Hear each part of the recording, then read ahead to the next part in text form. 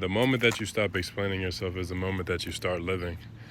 I found that, you don't really have to explain yourself.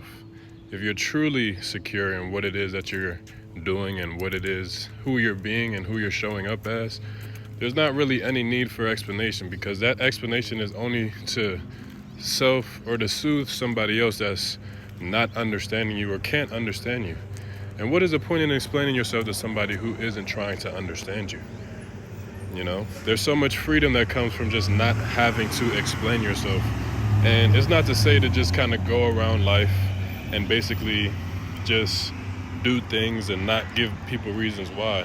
I think more times than not, there's a fine line between explaining and over explaining that I feel like we lean more into the over explanation part rather than the explaining part, because we don't want to come off as we're being problematic, or we don't want to feel like we're doing too much, or we don't want to feel like this person is offended. But if you're prioritizing the offense that somebody might take and you living in your truth more so than you just living in your truth, then you're not really living a life that is free.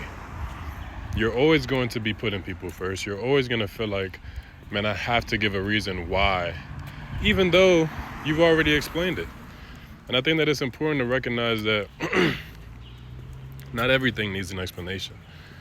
I say things once, and if they truly don't get it, then you just got to move on. You got to let it go, because sometimes it's not meant for everybody to understand. You just got to move on and accept that the ones who get it will get it, and the ones who don't won't. And that's fine, because that's how you actually become free, because you're not seeking external validation anymore. You're validating yourself, and you know that you're making the right decision. Because ultimately, you're always making the right decision. Okay? Peace and love.